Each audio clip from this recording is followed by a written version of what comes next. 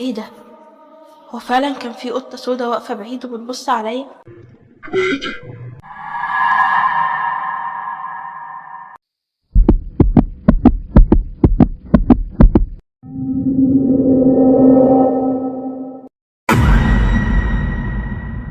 باطل. كاتبة مبتدأ. بحب القراية جدا وبكتب قصص وروايات على قدي. أنا مش محترفة ولا حاجة. طول عمري نفسي أكتب حاجات مرعبة. كتاب الرعب ما كانش منتشر قوي في الوقت اللي أنا كنت بدأت أكتب فيه، لحد ما بدأ أحمد يونس يحكي قصص الرعب بتاعته في الراديو. حبيت قوي إني أجرب أبعت له قصة رعب وأرجع لحلمي القديم وأكتب قصص رعب. كتبت كتير قوي قوي وبعتهم له، لكن للأسف ولا واحدة اتنشرت. بقيت أحسن من أسلوبي، برضه مفيش حاجة بتتنشر. قررت إن لازم حاجة تتنشر لي على أحمد يونس. فضلت كتير سنين أكتب وأبعت، برضه ما كانش فيه حاجة، لحد ما قلت لأ خلاص، قصص الرعب لازم نختبرها بنفسنا. أنا لازم أحكي قصة اختبرتها شخصيا، لازم أعيش أحداثها وأحس بالرعب عشان أقدر أوصف صح اللي أنا حسيت بيه. وللأسف ده كان أغبى قرار أخدته في حياتي. ليه أغبى قرار؟ لأني ما كنتش متخيلة أبدا أبدا أبدا إن كل ده يحصل، واكيد محدش بيحاول يضر نفسه. انا ليه بقول كده؟ هتعرفوا دلوقتي. الحقيقه ان ده كان اول قرار في حياتي اخده وانفذه بسرعه جدا. تقريبا اخدته ونفذته في نص ثانيه بدون تفكير عميق في عواقبه، وده على عكس شخصيتي المتأنية. وكأن كان في شيء غريب بيحركني إني لازم أدور على قصة أو إشاعة مرعبة أتحقق منها، وخصوصا إني ساكنة أول سنة في المدينة الجامعية بنات، يعني أنا ببؤرة الإشاعات. نزلت بسرعة البرق على الجنينة، مش فاهمة ليه كنت بتحرك بسرعة كده. رحت على مبنى واطي. اللي ما يعرفش نظام المدن الجامعية، هي عبارة عن 3 مباني، لكل مبنى اسم أو حرف أو رمز.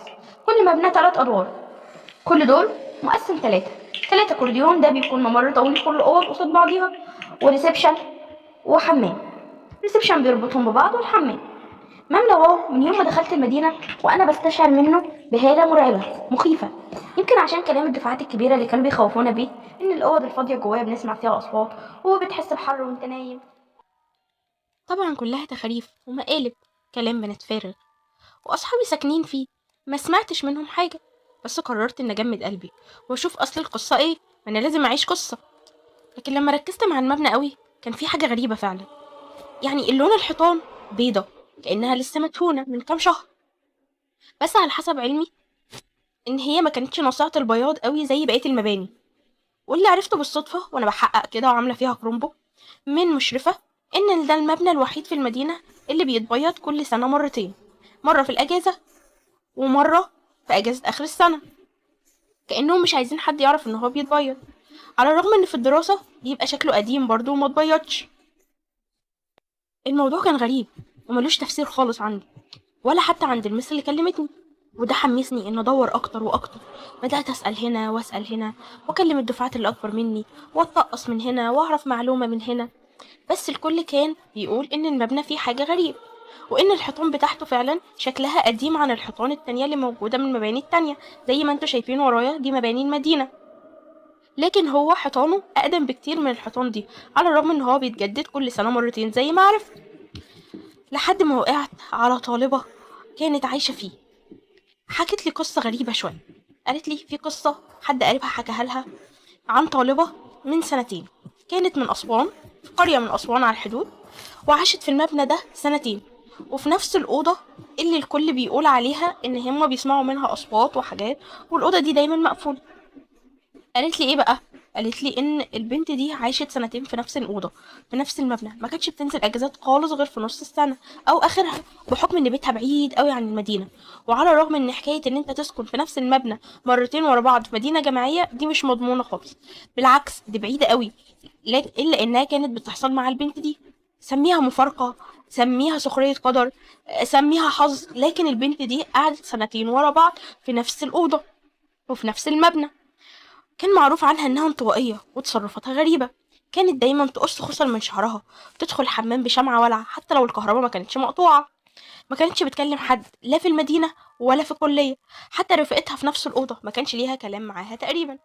مفيش أي حد كان بيسمع منها صوت أو كانت بتتكلم خالص، غير بس لما كانت بتبقى قاعدة لوحدها في الأوضة كانوا دايما بيسمعوا صوتها بتتكلم مع راجل. والكل كان فاكر إن هي بتحب أو مخطوبة وبتكلم حبيبها في الموبايل. ما ده شيء وارد في المدينة الجامعية، الكل عايش قصص حب. وفي يوم من الأيام المدينة كلها صحيت على صريخ البنت دي وهي بتشد في شعرها وبتعتذر وبتقول: لأ، لأ، أنا لأ، ارحموني، ارحموني. واختفت تماما، حتى عن كليتها محدش يعرف عنها أي حاجة. حاولت أوصل لحد يعرف عنها حاجة أو حتى أعرف اسمها، لكن معرفتش. اليوم اللي هي اختفت فيه حصل ماس كهرباء كبير قوي في المدينة الجامعية، والماس طلع من الأوضة اللي كانت فاضية، والأوضة اتقفلت لأنها اتحرقت جامد وما كانش فيه أمل في إصلاحها، فالأوضة اتقفلت. من يومها الفضول حركني أكتر، رحت على الأوضة شكلها عادي، لكن جوايا شعور غريب. حسيت بحاجة غريبة، قعدت ألف في المبنى وأسمع إشاعة من دي على معلومة من دي، وكنت برجع لنفس الأوضة تاني، وكأن في حاجة بتقولي ارجعي، كأن في حاجة بتشدني للأوضة دي. حسيت بهاجس جوايا بيقولي لازم تفتحي الأوضة، لازم تفتحي الأوضة. استنيت يوم الخميس لأن كل المدينة طبعا بتنزل أجازة خميس وجمعة، واللي بيقعد بيكون بتوع الصعيد اللي ما بينزلوش غير في الأجازات الطويلة. المهم قعدت ورحت بت في المبنى ده على الرغم ان ده مش المبنى بتاعي. رحت نمت مع واحدة صاحبتي كانت في الدور الأرضي، استنيت لما نامت وطلعت أجري على الأوضة. كنا حوالي الساعة 4 قبل الفجر، المبنى كان فاضي تماما، مفيش حد خالص غير صاحبتي اللي في الدور الأرضي وبنت واحدة قاعدة في الدور التالي. رحت الأوضة حاولت أفتحها معرفتش، حاولت بكل الطرق أفتحها معرفتش، ولما زهقت وجيت أمشي سمعت صوت حد جاي من جوه الأوضة. أيوة، أنا مش بحلم، لا أنا مش بخرف، أنا في كامل قواي العقلية. الأوضة المقفولة اللي مفيهاش ترباس ولا أقرة في حد بيتكلم جواها. إيه ده؟ دخل إزاي؟ ولا يكون ده خيط الرعب اللي أنا عايزاه؟ ايه ده؟ معقول يكون في حد جوه؟ طب فتح ازاي؟ دي مقفولة من سنين. الصوت زي ما يكون بينادي عليا او بينادي على حد، لكن انا مش مفسرة هو بيقول ايه. حاولت اقرب من الباب عشان اسمع الصوت اوضح، لكن الصوت اختفى. تقريبا انا بحلم او اتجننت، ولا ده عقلي الباطل. قلت لازم افصل ونزلت اتمشى في الجنينة شوية، كانت فاضية. شغلت الهاند فري وقعدت اسمع الكينج منير. طبعا مفيش حاجة هتصفي ذهني في وقت زي ده الا الكينج منير. قلت اصفي ذهني شوية ورايا، مجرد ما اشيل هاند فري وابص ورايا مفيش اي حد. وبعدين بقى في التهيؤات دي، هو اللي بنعمله في الناس هيطلع علينا ولا ايه؟ قعدت تحت شجرة افكر واصفي افكاري وارتبها، لازم اعرف القصة ايه. الفضول قتلني. فجأة حسيت بسخونية جامدة جدا جنبي، وصوت من بعيد بيقول امل، والكلام كان واضح، حد كان بينادي ويقول امل. بس ده مش صوت بنت، ده صوت راجل اكيد. بصيت حواليا ما لقيتش حاجة. ايه ده؟ ايه اللي بيحصل ده؟ فجأة، ايه ده؟ ايه اللي هناك ده؟ قعدت اقرب، قطة سودا واقفة في عيد بتبص عليا. هي دي تهيؤات بجد؟ فرجت عيوني وبصيت عليها، ايوه دي بتبص عليا وعينيها ما نزلتش من عليا. في اللحظة دي تليفوني رن بيذكرني بالصلاة، صلاة الفجر. لما بصيت على التليفون ورجعت ما لقيتش القطة، ايوه ما لقيتهاش. ايه ده؟ هو فعلا كان في قطة سودا واقفة بعيد وبتبص عليا؟ هو فعلا كان في حد بيقول أمل؟ وبعدين بقى استعذت بالله من الشيطان الرجيم وقمت قلت اتوضي وألحق أصلي ركعتين قيام قبل الفجر ما يأذن. فجأة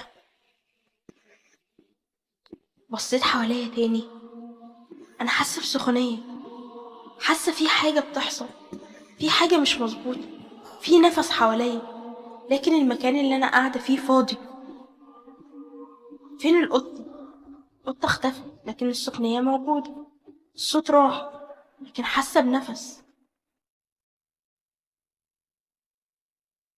رحت أوضة صاحبتي عشان اخد الفوطة والسجادة واطلع اصلي. مش فاهمة ليه الجو في المبنى كان برد قوي قوي، لدرجة اني كنت بترعش، مع ان الجنينة كانت حر، السخونة جامدة فيها. كنا في شهر 10، يعني مكناش في الشتا ولا حاجة، في الشتا. من كتر البرد ومن كتر ما المدينة كانت فاضية قلت لازم اقفل، لاني فعلا كنت بردانة قوي. قفلت باب المبنى وتممت على كل حاجة، كل الشبابيك وكل ثغرة ممكن تدخل هوا. عديت الأوضة الأول حاولت أسمع حاجة أو أفتحها، معرفتش ولا سمعت أي حاجة. رجعت لصاحبتي لقيتها نايمة. قلت اخد الفوطة بعد ما قفلت الدنيا كده واطلع اصلي بره في الريسبشن. الدنيا دفى واحسن بكتير من الاوضة عشان ما ازعجش صاحبتي. فجأة اول ما دخلت الاوضة لقيت صاحبتي قامت من النوم بشكل غريب وكأنها بتصحى من الموت، وقالت لي ابعدي، وكأنها بتصحى من الموت وقالت لي ابعدي بصوت غليظ. قلت لها بتقولي ايه؟ قالت لي هيأذوكي هيأذوكي، ونامت تاني وكأنها ما صحتش. قلت لها ايه الهبل ده؟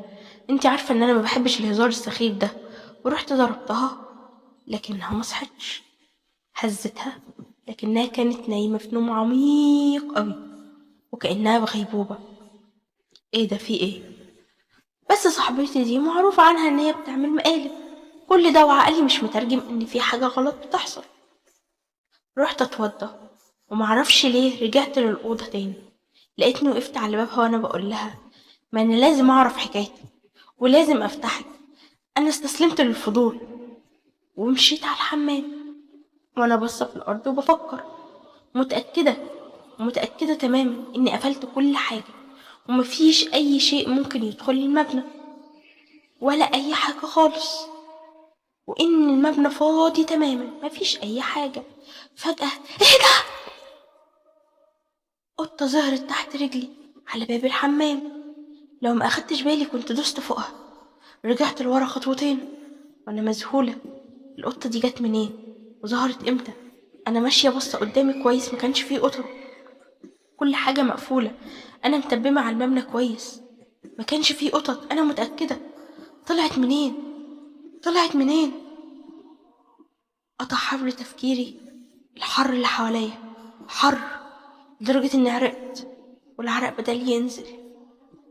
بس دي مش نفس القطة اللي كانت بره، بس اللي كنت مركزة معاه اكتر كان ثبات القطة، وازاي ان هي متهزتش لما كنت هدوس عليها. بصتها ليا بصة طويلة مرعبة وعينيها بتبرق. لحظات عدت عليا كأنها سنين. حسيت ان قلبي بيخرج من مكانه، قلبي اتقبض. بصيت على الفوطة اللي في ايدي. ايوه انا رايحة اتوضى، انا رايحة اصلي، انا هكون مع ربنا، انتي مش هتقدري تأذيني. ايوه مش هتقدري تأذيني. لقيت نفسي بردد في سري ربي أعوذ بك من همزات الشياطين وأعوذ بك ربي أن يحضرون، ربي أعوذ بك من همزات الشياطين وأعوذ بك ربي أن يحضرون.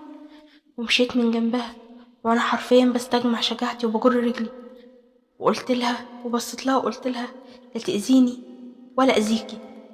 وأول ما اديتها ظهري فجأة صرخت صرخة مرعبة، ثبتت رجلي مكانها. دي لا يمكن تكون صرخة قطة، لا دي صرخة بنت. أيوة أنا سمعت صح، دي صرخة بنت لكنها خرجت من القطة. بسرعة لفيت وشي ناحيتها في ثانية لكنها كانت اختفت. بس الصخرة لسه بتعلى بتعلى، وفي صوت بيقول أمل قربانه، في صوت جامد، صوت فظيع بيقول أنا القربان. أغمى عليا، محسيتش بأي حاجة حواليا. فقت على صوت ضحك عالي قوي. لما فتحت عينيا كنت في مكان غريب. ايه ده؟ انا فين؟ حاولت ابص حواليا، حاولت افتح عيني اكتر. ايه ده؟ انا جوه الاوضه. ايوه جوه الاوضه. انا دخلت هنا ازاي؟ وايه اللي جابني هنا؟ الاوضه ما فيهاش اكره، الاوضه مقفوله من بره.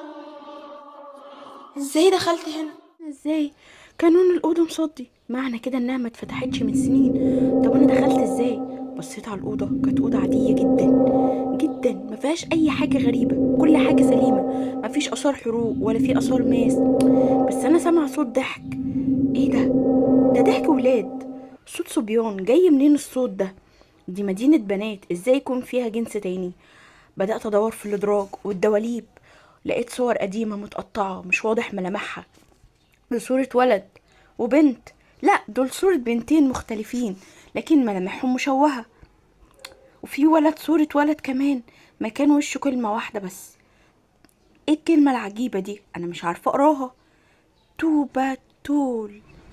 اول ما قلت كده الدنيا اتبدلت حواليا، لقيت نفسي زي ما اكون في ميموري قديم، مجموعة شباب قاعدين بيضحكوا معاهم كتب قديمة، مش باين هما بيعملوا ايه ولا واضح هما بيقولوا ايه، ولا حد فيهم شايفني اصلا، لكن معاهم صورة ولد قاعدين يدمروا في ملامحه. ايه ده؟ لحظة، دي نفس الصورة اللي كان مكتوب عليها توباتول. بدأت ابص واحاول افهم هما بيعملوا ايه، لكن فجأة واحد منهم بص ناحيتي بصة مخيفة قوي، حسيته شايفني وحسيت ان في خطر حواليا. رجعت لورا، ابتسم لي وقال توباتول، واختفى هو وكل اللي موجودين. وفي ثانية الأوضة بقت مكسرة وكلها محروقة والحيطان بايظة، وفي بنت قاعدة في ركن الأوضة، نص شعرها محلوق، جسمها متشوه، كله حروق وخرابيش وبتنزف، دي بتعيط. رحت ناحيتها وسألتها بتردد، انتي كويسة؟ رفعت وشها وبصت لي، ويا ريتها ما بصت لي. وقعت على الارض من الصدمه والخوف. دي انا، ايوه دي انا، دي وشها محروق واسود وعيونها بيضة تماما. قعدت اسحب بجسمي، لازم اخرج من هنا، رجلي اتشلت، مش قادره اتحرك من كتر الخوف. رحت للشباك فتحته، ايه ده؟ عليه حديد، اول مره اشوف شباك في المدينه مقفوله ويكون بحديد. يا ربي دي جايه عليا. حاولت اتحرك، جسمي مشلول، حاولت اقرا القران، لساني مش بينطق. شاورت لي على السقف، بصيت لقيت بنت مشنوقه وجسمها محروق، وفجأة ما جيت أبص عليها لقيتها قربت من وشي قوي. لساني نطق بكل قوته وقلت ربي أعوذ بك من همزات الشياطين وأعوذ بك ربي أن يحضرون، ربي أعوذ بك من همزات الشياطين وأعوذ بك ربي أن يحضرون. صرخت في وشي جامد وقالت توباتول، واختفت. حسيت بحر شديد، كان في نار بتحرق كل حاجة حواليا. حاولت اخرج واصرخ الحقوني، حريقة حريقة، محدش سمعني، ده الاوض كلها قريبة من بعض، ازاي محدش سمعني؟ جريت على الشباك احاول اخرج، سمعت حد ورايا بيقول بصوت همس امل امل. بصيت ورايا لقيت القطة واقفة على باب الأوضة بتبص لي وبتبتسم. قعدت أصرخ والدخان يعلى لحد ما سمعت أذان الفجر. القطة اختفت، أغمى عليا، فقت لقيت نفسي في سريري، حواليا صاحبتي والبنت اللي كانت في الدور التالت. صرخت نار، حريقة. ضحكوا. صاحبتي قالت لي حريقة ايه بس؟ استهدي بالله، انت كنت رايحة الحمام وبعدين وقعتي ولقيناكي مغمى عليكي، شكلك اتزحلقتي. قلت بس مش انا اللي صرخت، دي القطة. بصوا لبعض وقعدوا يضحكوا. صاحبتي قالت لي قطة ايه؟ لا حول ولا قوة الا بالله، البت اتهطلت. ما تهزريش يا دودو، انت سمعتيها، انت قلت لي من شوية وقمتي وقلت لي امشي ابعدي. قالت لي بنتين تتظبطي، انا نايمة من الساعة 11، لا قلت ابعدي ولا قربي. ازاي؟ الأوضة، النار، توباتول، امل، انا مش مجنونة. ايدي كانت بتوجعني، كشفتها لقيت حرق معلم على ايدي اقرب لشكل الوشم، وكلمة توباتول محفورة على ايدي بالنار. قلت لها طب ايه ده؟ انا مش بخرف. اتصدموا البنتين، بصوا لبعض، والبنت اللي كانت في الدور التالت اول ما سمعت اسم امل وشافت الوشم بان عليها الارتباك، وقعت على السرير وجات لها حالة هستيريا وقالت لي ليه عملتي كده؟ ليه؟ ليه؟ قلت لها ايه اللي ليه؟ انت مين؟ انت مين؟ سابتنا وطلعت تجري. جريت وراها ومسكتها، مش عارفة ازاي زقتها، حاولت تخرج، حسيت بقوة غريبة في جسمي، مش انا، كأن في حد لابسني. ضربتها جامد، وقعت مغمى عليها. صاحبتي قالت لي يا بنتي ايه اللي انت عملتيه ده؟ اللي انت عملتي؟ انت مجنونه. قلت لها اسكتي خالص، اخرسي. وجبت حبل وربطتها وكتفتها. واول ما قامت قلت لها انت عارفه حاجه ولازم تحكي لي، ايه الوشم ده ومين امل؟ احكي لي احكي لي. وبدات اضربها جامد. قالت لي طيب هحكي لك، بس اهدي، قوتك هتجذبهم. قوتي هتجذبهم؟ تجذب مين؟ قالت لي هحكي لك. وهنا البنت قررت تحكي، بس انا كان لازم فعلا اهدى. كان عندي احساس غريب، قوة وجبروت. لما شفتهم مرعبين مني حسيت بالنشوة واللذة. ايه ده؟ ايه شعور السادية اللي ماليني ده؟ جه منين؟ انا عمري ما كنت كده. دموع البت المتكتفة فوقتني. هديت شوية، فكتها وتأسفت لها، سامحيني، ده مش انا مش فاهمة ايه اللي حصل لي. قالت لي عارفة وهي بتنزف من شدة الضرب. لما قالت لي عارفة ولما بدأت اهدى قالت لي اقري قرآن. قريت المعوذتين كالعادة، من شدة غضبي بلجأ للمعوذتين دايما. ما عرفتش، نسيت القرآن. كل ما احاول انطق اسم الله لساني يسكت. البنت اول ما قامت طلبت مصحف واديتهولي. لما مسكته كان قدام عيني فاضي تماما، انا مش شايفه جواه كلام. بصيت لها وقلت لها ده فاضي. البنت بصت لي بارتباك وقالت لي يبقى انت شفتيها. شفتها؟ شفت مين؟ قالت لي امل. مين امل؟ بدأت البنت تحكي. امل دي كانت بنت عمي، دخلت فنون جميلة وجت هنا. كانت فرفوشة وجميلة واجتماعية جدا وكانت بتحب الناس قوي، لكن عمرها ما كانت بتصلي، كانت بعيدة عن ربنا. طول الوقت ترسم بورتريهات وتسمع أغاني. بنوتة صغيرة في السن وتقدر ترسمك بالظبط. خيالها كان واسع قوي قوي قوي، وبتحب تألف حكايات، وكلنا كنا بنحبها وبنحب نسمع حكاياتها اللي احنا عارفين ان هي ما حصلتش. عمرنا ما كنا بنصدقها. لكن من اول ما سكنت هنا قعدت شهر، لان طبعا احنا من اسوان فكان صعب ان هي تنزل. لما رجعت بعد شهر كانت شخص تاني تماما. دايما سرحانة وساكتة ما بتتكلمش، مش عايزة تقعد في البيت، عايزة ترجع المدينة. لما سألناها قالت ان الحالة دي من ضغوط الكلية، وبعدها ما بقتش بترجع البيت خالص حتى في الاجازات الطويلة. كنا بنقول عادي، لكن في اجازة اخر السنة كانت دايما لوحدها، بص على ركن في الحيطة، تمتم بكلام مش مفهوم، مولعة شمعة جنبها. قلنا عادي، خايفة من الضلمة خصوصا الكهرباء بتقطع كتير. في السنة التانية بطلت تنجز الأجازات تماما، وبطلت تطلب فلوس من عمي عمي ومراته قلقوا جدا وسافروا.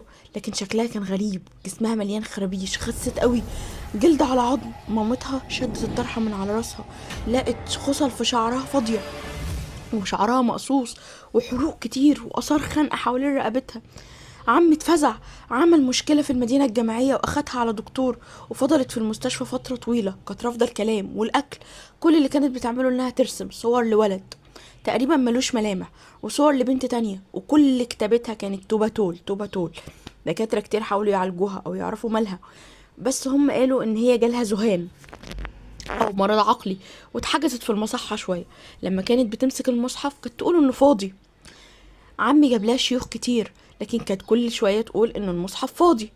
وكان أبسط تفسير إن دي أزمة نفسية حادة، وتحليلهم إن صورة الولد اللي معاها دي، الولد والبنت، إن حبيبها خانها مع البنت دي، علشان كده بتقعد تعمل حاجات كده. وفي يوم سمعوها بتبرطم وبتشد في شعرها وبتقول حاضر حاضر هرجع لكم، ما قدرتش ابعد، توباتول توباتول. حاولت تهرب، مسكوها، لكن 7 رجاله ما قدروش عليها، رغم ان كان جسمها نحيف وبنيتها ضعيفه. حالتها كانت شبيهه لحالتك دلوقتي، لكن اتلم عليها اكتر من 20 راجل وقدروا يمسكوها. البنت قررت تحكي، بس انا كنت في عالم تاني. ايه اللي بيحصل؟ ايه اللي هي بتقوله ده؟ انا كنت مركزة جدا في اللي هي بتقوله، وما بقتش عارفة انا بتخيل اللي بيحصل ولا ايه. وبعد كام يوم كملت البنت وقالت لي ايام البنت امل اتحسنت، لكن بعد كام يوم كان الهدوء اللي بيسبق العاصفة.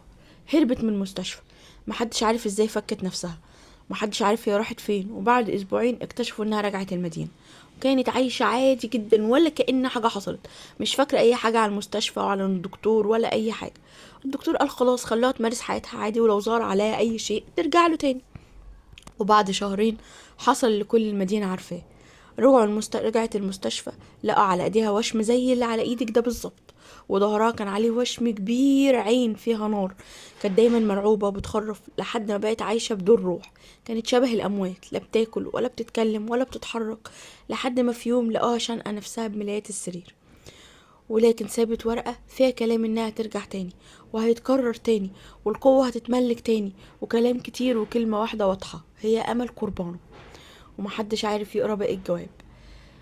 وقالت ان على ظهره ان الوحيد قالت على ظهر الجواب ان الوحيد اللي الأوضة هتختاره هو اللي هيقدر يقراه. انا كنت بسمع، كنت كل شوية ألمح القطة بتبصلي وتبتسم وتمشي. قلت لها فين الجواب بسرعة؟ قالت لي مع عمي، وهو من يوم اللي حصل هو عايش هنا قريب من المدينة، تعالي معايا قبليه ويديهولك. رحنا على البيت، وقبل ما نخبط على الباب قلت لها يلا نروح بسرعة. قالت لي اول ما باب المدينة يفتح هنروح. وفعلا ما قدرتش انام، فضلت قاعدة جنب البنت. اول ما باب المدينة فتح خدتها وجرينا على بيت عمها. وقبل ما نخبط على الباب فتح لنا راجل كهل في ارذل العمر، شعره مش كتير على راسه بس شعره شايب، قمحي البشرة، عيونه جحظة لبره، وتحت عينيه اسود بخط رفيع كتير جدا، وعلى الرغم من شكل جسمه اللي كان يوحي انه كان ضخم في يوم من الايام، الا انه دلوقتي هزيل من الحزن. وعلى الرغم من اصالة وطيبة ملامحه، الا انه يبعث في قلبك الريبة والخوف من اول ما عينك تقع عليه. بصلنا باستهزاء وقلب عصبية: اخيرا شرفت منك ليها، انا بكره الانتظار، ادخلوا. بيته كان فوضوي، ريحته بشعة، بخور والع في كل مكان، ميه في كل حته، صور حيوانات على الحيطه. كان بيبصله وعينه فيها غيظ وكره، ما قدرتش افهم ليه. قلت له: اهلا. رد قال لي: اهلا يا اختي. راجل فظ كله جبروت، عيونه بارده زي عيون القتله، عيونه فاضيه تماما. قلت له: ايه؟ قال لي بابتسامه: احكي كل اللي حصل. وبعد ما خلصت قال لي: يا فرحه امك بيكي، كل التحذيرات دي وما تهدتيش؟ كان في صوته جايه بيقول لي: اذيه، اضربيه، شوفيه مذلول قدامك. لقيته بيقول لي: عايزينك تاذيني مش كده؟ لسه هسأل قال لي بابتسامه بارده: انا عارف كل حاجه، انا مش ببيع سبح يا روح امك. ده انا طالع عيني بحاول اعرف حكايه ام الاوضه دي من سنين. ولع سيجاره ونفخ دخانها في وشي وقال لي: من ساعه موت امل حاولت ان افتحها، دفعت رشوه، دخلت في الاجازات، حاولت اقتحم المدينه، بس سنين ما عرفتش افتحها، بحاول وبفشل لحد ما مراتي صحت في يوم بتصرخ: حريقه حريقه. كانت في الاوضه. بعدها فقدت النطق، ما حكتش اللي حصل، ونهايتها كانت نفس نهاية أمل في نفس المستشفى. من يومها وأنا في طار بيني وبين الأوضة دي، بحاول أفهم إيه التوباتول اللي دمر عيلتي ده، وإيه سر الهبابة دي. سبت أهلي وناسي وجيت هنا بدور علشان أفهم. جواب أمل قال لي إن هيوريله كل اللي وصله وهيعرفهولي، بس لازم بنت أخوه تمشي الأول. لما سألته ليه، قال لي إن اللي بيعرف السر بيشيخ قبل أوانه. قلت له: إزاي؟ قال لي: أنا 45 سنة. اتصدمت: ازاي 45 سنة؟ انت عندك حوالي 80 سنة. قال لي: انا اتجوزت 14 سنة، لما خلفت امل كنت 15، ولما امل ماتت كانت 34 وتوفت من 10 سنين. كان بيداري دموعه في عيونه بجبروته. كمل وهو بيشرب السيجارة وقال لي: اول ما كشفت سر التوباتول شخت، جسمي بقى عنده 80 سنة. البنت مشيت، دخلني اوضه كلها وثائق وتراب وكتب.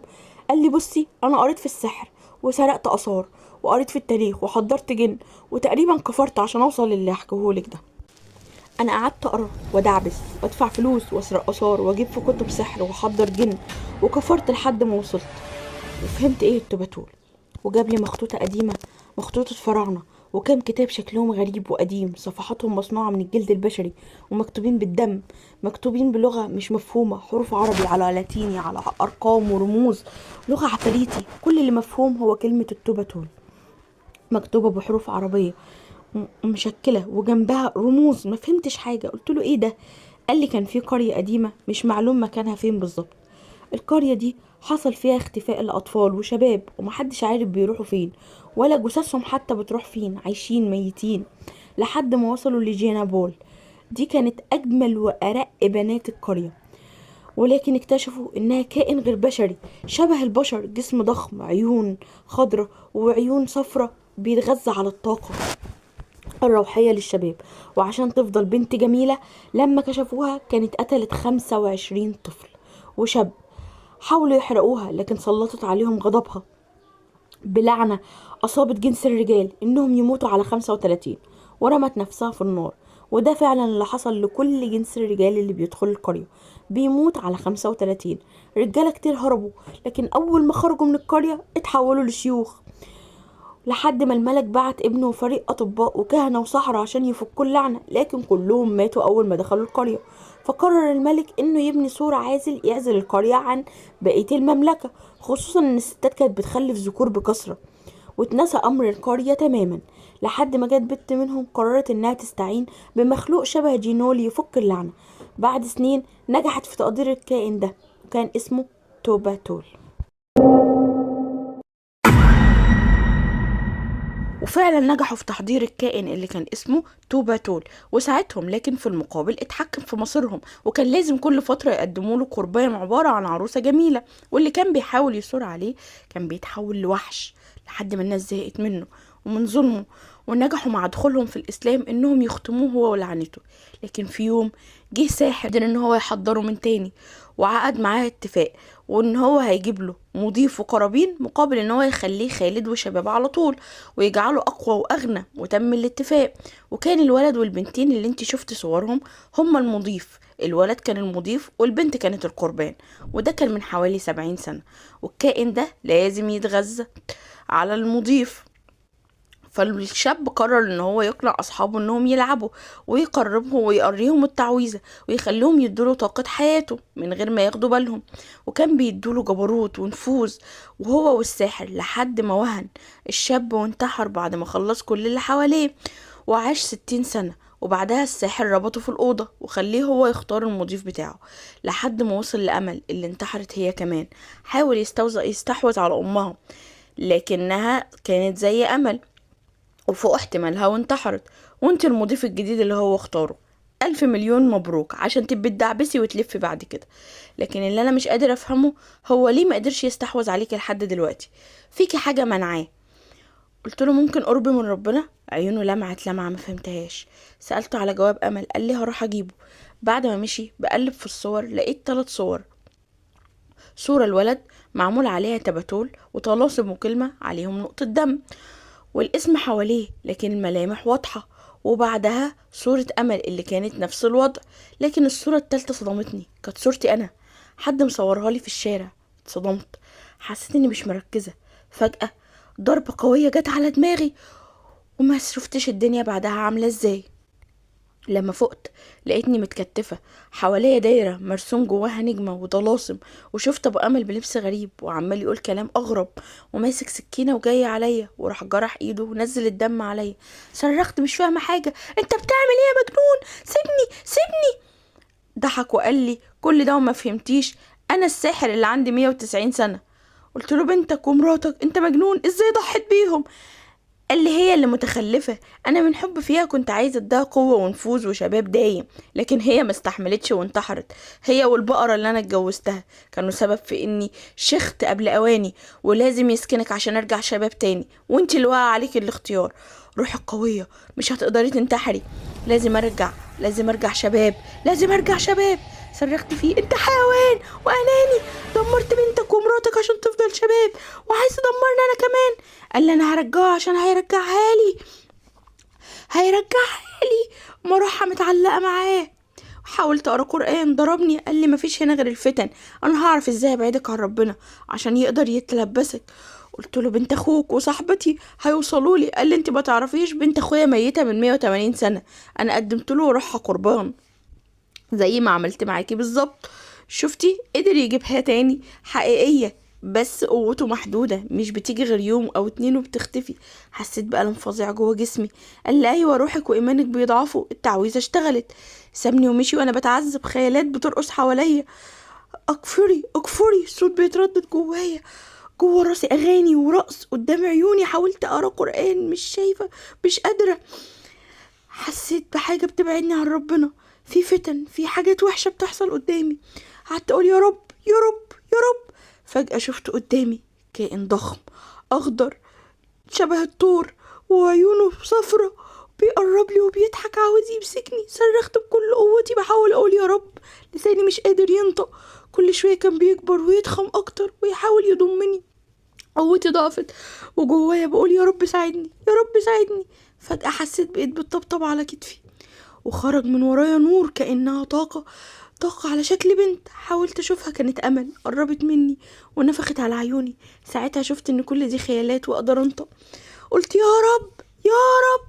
خرجت بصرخة. الكائن اتخض وبعد عني. قريت قرآن بكل قوتي. ربي اعوذ بك من همزات الشياطين واعوذ بك ربي ان يحضرون. ربي اعوذ بك من همزات الشياطين واعوذ بك ربي ان يحضرون. بدأ يصغر. اقرا آية الكرسي يصغر، كل ما اقرا قرآن يصغر، وطاقة نور تزيد، طاقة امل تزيد، وهو يصغر ويصرخ. وفجأة الباب اتفتح ودخل ابو امل اللي كان بيتقلب. حاول يضربني لكن الارواح اتجاهلهم بكل غضب. الارواح اللي اتجاهلهم بكل غضب كتفوه. زودت في القرآن، قريت المعوذتين، قريت سورة الجن، وهو عمال يصغر والساحر يصرخ ويتحرق. بصيت على جسمه لقيت جسمه بيدوب لحد ما اختفى الكائن، والساحر داب زي السائل. ولما قمت لقيت جواب امل اللي كان مكتوب فيه: ارجوكي انقذينا واوعي تستسلمي. ساعتها الارواح صعدت لفوق وامل ابتسمتني وانتهت المأساة. ومن بعدها ما حاولتش ان انا ادور في حاجة مش ماليش علاقة بيها بعد كده. لو عجبتكم القصة اعملوا لي لايك، وتابعوا قناتي، سبسكرايب ولايك وشير عشان ده بيشجعني. وقولوا لي بعد كده عايزين قصص من انهي نوع.